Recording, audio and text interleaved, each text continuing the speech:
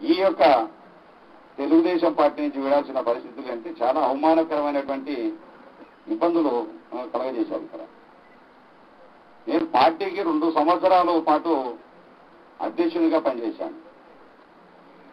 ఎక్కడ చూసినా, ఏ గ్రామం చూసినా, ఏ మండలం చూసినా ప్రతి గ్రామంలో పేరు పెట్టి పిలిచే విధంగా నేను పార్టీని బలోపేతం చేశాను. ఈరోజు పార్టీ అంటే తెలుగుదేశం పార్టీకి ప్రాణం పోశాను. అదేవిధంగా ఎమ్మెల్సీగా 150 ఓట్లు వైఎస్ఆర్సీపీకి ఆ రోజు మెజార్టీ ఉంది. 11 మంది ఎమ్మెల్యేలు ఉన్నారు. 11 మంది ఎమ్మెల్యేలు ఉన్న టైంలో కూడా మేము మా పార్టీలో కూడా తెలుగుదేశం పార్టీలో ఉన్నటువంటి మా పార్టీ అంటే ఇప్పుడు ఇంకా సమర్పణ జరిగింది. మా పార్టీ అంటే మళ్ళా పాత మధ్యకి వచ్చినట్టు కాదు. తెలుగుదేశం పార్టీ నాయకులు కూడా కొంతమంది మాకు పార్టీలో ఉండి కూడా ఆ రోజు సహాయం చేయలేదు. అటువంటి పరిస్థితుల్లో మేము 147 ఓట్లతో గెలిచాం ఫస్ట్ సారి ఎమ్మెల్సీగా. ఆ రోజు బ్రహ్మాండంగా సహకరించారు మాకంతా. మా వ్యక్తిగత పరిచయాలు కావచ్చు, మాకున్నటువంటి ప్రజలతో కానీ లేకపోతే డైరెక్ట్ గా ఉన్నటువంటి ప్రజలతో సంబంధాలు ఉన్నాయి కాబట్టి మా కుటుంబానికి ఆ రోజు నెగ్గిపోగలిగాం. అదేవిధంగా రెండవసారి 5 మంది కొనుక్కునే ఎమ్మెల్యేలు వచ్చినారు. కొనుక్కొని డబ్బులు పెట్టి కొన్నటువంటి ఎమ్మెల్యేలు తెలుగుదేశం పార్టీలోకి వచ్చిన తర్వాత ఈరోజు ఆయన కూడా మాట్లాడుతూ ఉంది. ఎవరు? అఖిలప్రియ గారు. చూస్తాంగా నోరు ఇప్పుతా 2 రోజులు ఉంటే కొత్తగా బాగున్నది తెలుసు ఇప్పుతా మనం పని పడతా. దీనికి క్వశ్చన్ లేదు. వీళ్ళు ఇష్టం వచ్చినట్టు అడ్డదిడ్డంగా మాట్లాడుతా ఉన్నారు. మా సోదరుడు ఈరోజు నేను చీమకు కూడా హాని చేయను. చీమకు కూడా ఈరోజు గౌరవరెడ్డి పోటీ చేస్తే మీ ఇద్దరు సరదాగా ఇద్దరు కూర్చొని భోజనం చేసుకుని నవ్వుకుంటూ జోకులు వేసుకుంటూ చేసినటువంటి మనస్తత్వం వ్యక్తిత్వం మాది. ఈరోజు అడ్డదిడ్డంగా డబ్బులు పెట్టి కొనేటువంటి వ్యక్తులు ఈరోజు ఏమైతా ఉంది? నేనే రోజు పెళ్లి చేసుకునే పిల్లాన్ని దయంగా కనపడతా ఉంది. ప్రియురాలేమో ఏం కనపడతా ఉంది? ప్రియురాలు దేవతలో కనపడతా ఉంది. నేను పెళ్లి చేసుకోవడం నేనైపోతే ఈరోజు వాళ్ళు వచ్చిన తర్వాత అవమానం పాలు చేస్తా ఉన్నారు. ఎక్కడ చూసినా సీఎం గారు వచ్చినప్పుడు ఆ రోజు నన్ను పక్కన పెట్టి నంద్యాల ప్రజలతో నంద్యాల నాయకులతో మాట్లాడుతూ ఉన్నారు. నాకు ఎంతో బాధ కలిగించింది. ఈరోజు సీఎం గారిని కూడా విమర్శించడానికి సిద్ధంగా లేను. ఎందుకంటే ఆయన సమస్యల్లో పనిచేశాను, లోకేష్ బాబు గారికి కూడా పనిచేశాను కాబట్టి నా నైజం ఆ రోజు కూడా నేను జగన్మోహన్ రెడ్డి గారిని మాట్లాడలేదు. కొన్ని విషయాలలో అధ్యక్షునిగా ఉన్న టైంలో వాళ్ళు ఇచ్చినటువంటి స్క్రిప్ట్ నేను ఆ రోజు మాట్లాడాల్సి వచ్చింది తప్ప నేను ఏ రోజు కూడా జగన్మోహన్ రెడ్డి మాట్లాడుకున్నట్టు కూడా మా వాళ్ళు అనుమానపన్నారు. ఆ రోజు నువ్వు మళ్ళీ ఎత్తి వెళ్ళిపోతావు ఎదుగుతానే ఆ పరిస్థితుల్లో నేను జగన్మోహన్ రెడ్డి మాట్లాడిన. ఈ రోజు కూడా చంద్రబాబు నాయుడు గారిని కానీ వాళ్ళు చేసేటువంటి అభివృద్ధి పనులలో ఏ విధంగా ఇక్కడ అవకతవకలు జరిగాయనే విషయాలు చెప్పాల్సిన అవసరం ఉంది. ఈరోజు మళ్ళీ మోహన్ రెడ్డి గారు డెవలప్ చేయలేదు, మోహన్ రెడ్డి గారు డెవలప్ చేయలేదు. నువ్వు పరుగు గారు మీరు ఏం చేసినారు? పీకినారా? 15 ఏళ్ళు ఉన్నావు, నువ్వు మంత్రిగా ఉన్నావు, ఏం చేశారు? ఎస్పీ రెడ్డి గారు ఈరోజు మీ పార్టీలో ఉన్నారు, ఏం చేశారు మీరు? అంటే మీ వాళ్ళు అడగడానికి ఎవరు మాకు శక్తి లేదనుకుంటున్నారా? ఇష్టం వచ్చినట్టు నోటికి వచ్చినట్టు మాట్లాడతారా మీరు? ఇష్టం వచ్చినట్టు ఈరోజు అసత్య ప్రచారాలు. ఫరూక్ గారికి మొదటి నుంచి మనసత్వం ఎలక్షన్లు వచ్చినాయంటే ఒక 100 మందిని పెట్టుకుంటాడు. మంచికి 100 రూపాయలు లెక్కించాడు.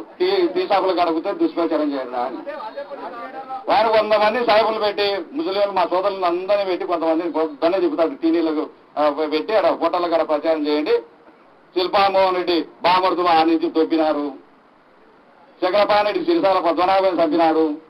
ఏమీ చంపేయడం ఆ సీమ కూడా కనుకుంటాడు. ఇష్టం వచ్చినట్టు మాట్లాడుకుంటా మేము లాడ్జీల నుంచి దుబ్బలే. మేము ఎవరిని మాట్లాడితే ఇప్పటికైనా మర్యాదగా ఉండండి. మాట్లాడాల్సి వస్తే మీ కథ కడుగుతా. ఈరోజు మీ తుపాకులతో కాలిపోయలే. మాట్లాడాల్సి వస్తే మీ వ్యక్తిగతంగా మాట్లాడుతూ ఉన్నారు. నిన్న కూడా నా మీదేదో సిరసాల పద్మనాభ నాకు బ్రహ్మాండంగా రివార్డు ఇచ్చినట్టు ఇచ్చాడు. చక్రపాణి రెడ్డి నేను పోతే బ్రహ్మాండంగా పలికాడని చెప్పి ఒక రాశాడు. దాన్ని రాశాడు. ఇది చక్రపాణి రెడ్డి నన్ను బ్రహ్మాండంగా చూసుకున్నాడు అని ఒక పని విషయాల్లో పోతే వాళ్ళన్న పోతే డిఎస్పీ దగ్గరికి ఇవ్వమన్నారా అని చెప్పి అది ఒక్కపాటు మాట్లాడితే దాన్ని చిరసాల పద్మనాభ నీ వల్ల తెచ్చినాడు. వద్దయా దమ్ముందా? సిబిఐ ఎంక్వైరీ అయింది. మీకు ఎవరికైనా దమ్ముంటే సిబిఐ ఎంక్వైరీ అండి. దమ్ము మీకు పార్టీ మీదే. నేను రెడీ. ఛాలెంజ్ ఎవరైనా దమ్ముంటే రావాలి. ఇప్పుడే ఛాలెంజ్ చేస్తా ఉన్నా.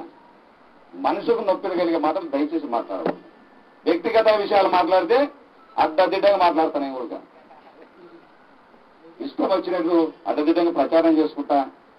ఏదో మా అన్న కూడా ఈయన కొద్దిగా ఎక్కువ దయదార్చడం పాపం పుణ్యం వద్దయా పాపం తినడు. బ్రదరం అంటే లేదు కనుక్కొని పోతే బ్రదర్ అని వినాడు. లేదయ్యా బ్రదర్స్ అయితేనే మిగులుతాం బాగా లేకపోతే కుదరదయ్యా అని మళ్ళీ రారా బ్రదర్ అంటే మళ్ళీ వచ్చిన తప్పదు. కుటుంబం కాబట్టి తప్పదు. ఏదైనా సరే ఇవి శాశ్వతంగా రాజకీయాలు. దీనికోసమో దానికోసమో మేము సిద్ధంగా లేవు. ఈరోజు చేస్తా ఉన్నాం. మళ్ళీ బుధాలు ఎత్తుకుంటాం పార్టీని. తప్పకుండా శిల్పా బ్రదర్స్ ఎక్కడంటే అక్కడ ఆ పార్టీ తప్పకుండా మాకు అందించండి. మేము వచ్చిన డబ్బుల నుంచి బ్రదర్స్ ఎక్కడంటే అంటే మళ్ళీ గౌరంగరెడ్డి గోపాలరాజు మేముంటే రాదా అయిపోతాం. అదేం లేదు. నిజం బాబు అంతా మీ అందరి ప్రకారం అందరితో. ఎందుకంటే ఒక సెంటిమెంట్ రేపు ఉంది. అక్టోబర్ సంక్షోభం ఉంది. ఇంకా అయిపోయింది. ఈ రకంగా పార్టీలో నేను మా బుడ్డా రాజశేఖర రెడ్డి ఆయన మొన్నదాకా మెత్తగా మా ఆయన పోతానే లేచి కూర్చున్నాడు.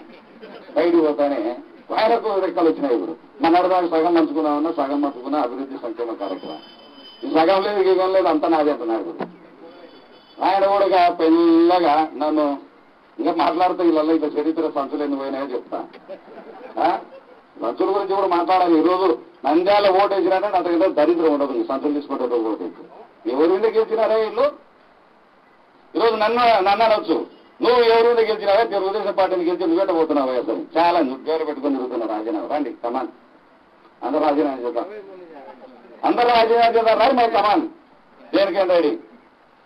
ఇష్టం వచ్చినట్టు నాకు చూడబద్దు కాలేదు. చిన్న పేపర్లు చదువుతుంటే ఇష్టం వచ్చినట్టు మాట్లాడుతా ఉన్నా. దయచేసి నేనైతే సీఎం గారిని మాట్లాడదలుచుకోలేదు. కానీ లోకేష్ బాబు గారిని ఎవరిని కానీ నేను తప్పుకోవటానికి లోకల్లోనే మాట్లాడతాను. ఇక్కడ ఉన్నటువంటి వ్యక్తుల పైన మాట్లాడతాను. ఈరోజు వాళ్ళు వచ్చి ఆ రోజు పాపం కొంప ముంచి వాళ్ళ కొంప ఒక దిక్కు చిరంజీవి కొంప ముంచి వచ్చి ఇక్కడ మళ్ళా జగన్మోహన్ రెడ్డి కొంప ముంచి వీళ్ళు మమ్మల్ని ఇచ్చిపెట్టి జగనన్న అంటే నువ్వు లో అన్నా అని నది బయట తీసుకుని మేము ఎంత దిగేటోళ్ళం తీసుకొచ్చి ఆయన వాళ్ళు మంచి మాటలు నిన్న రాత్రి కూడా చెప్పిన అన్న మొగుడు ఒక దిక్కు పిల్లం ఒక దిక్కు జగనన్న అన్నమే తినలే మధ్యాహ్నం పూట ఎంత సన్నగా అయిపోతున్నావు అన్నం నేను ఒకరంటే నువ్వు చెప్తే పాలించాడే ఇట్లా పాలించి కొంప ముంచి పెట్టారు. అంత ఇష్టం వచ్చినట్టు ఇదేసి కొంప ముంచి మళ్ళీ ఇప్పుడు జగనన్న ఇదే నేను చంద్రబాబు నేను తప్పు కొట్టడం లేదు. నాకు లోకల్ పరిస్థితులు లోకల్ ఇబ్బందులు ఇక్కడ చేస్తున్నటువంటి అవమానాలు లోకల్ లీడర్లు ఇష్టం వచ్చినట్టు అడ్డదిడ్డంగా మాట్లాడుకుంటూ కూర్చొని నా జాబ్ మా ఆయన ఒకటి 3 జాబ్ వాళ్ళకి ఇప్పించాను. నా జాబ్ ఒకటే 3 జాబులు ఇప్పించాను మా ఆయన దీంట్లోకి వచ్చి. ఎవరికి అదృష్టం ఎట్లుంటుందేమో ఏ టైం ఎట్ట పడుతుందేమో అర్థమే కాదు. ఈ రకంగా రేపు నుంచి మీరు చూస్తారు సింధేయాల్సిన విధులతో నడిపిస్తారు. ఎలక్షన్ నడుస్తారు. మళ్ళీ మా సారథ్యంలో జగన్మోహన్ రెడ్డి గారికి మంచి బహుమతి ఇవ్వబోతా ఉన్నాం. Thank you. అంతుచిక్కని రహస్యాలు, మరెన్నో మనకి తెలియని పురాతన కట్టడాలు, వాటి వెనక దాగిన నిజాలు, పూర్వీకుల ఆచారాలు, మరెన్నో మూఢ విశ్వాసాలు, ఇలా కాలగర్భంలో కలిసిపోతున్న రహస్యాల కొరకు సబ్స్క్రైబ్ చేయండి రహస్యవాణి ఛానల్.